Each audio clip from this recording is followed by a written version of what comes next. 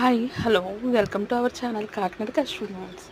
ఈరోజు గీతో బిస్కెట్స్ చేయడం చూపిస్తా అండి. ముందుగా ఒక చిన్న కప్పుడు తీసుకున్నాను. నేను గీ హాఫ్ కప్ తీసుకున్నాను అనమాట. నెక్స్ట్ వచ్చి ఏ కప్పుతో అయితే గీ తీసుకున్నానో ఆ కప్పుకి ఫుల్గా షుగర్ తీసుకున్నాను. వీలైతే మీరు షుగర్ పౌడర్ వేసుకోండి. బాగా మిక్సీ అవ్వాలండి నెయ్యిలో. చూసారు కదా, అలా మిక్స్ అవ్వాలన్నమాట.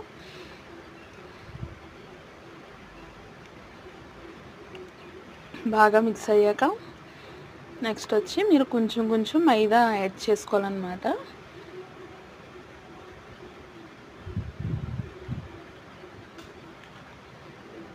మైదా యాడ్ చేసుకుంటూ బాగా మిక్స్ చేసుకోవాలి.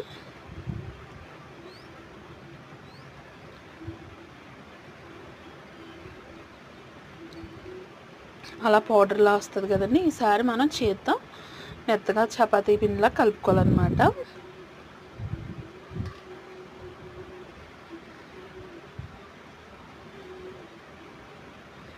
తర్వాత స్టవ్ వెలిగించి దోశ ప్యాన్ పెట్టుకోవాలండి.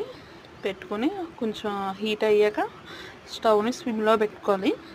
స్విమ్లో పెట్టుకొని బిస్కెట్స్లా ఒత్తుకున్న వాటిని ప్యాన్ మీద వేసుకొని మూత పెట్టి కాల్చుకోవాలండి.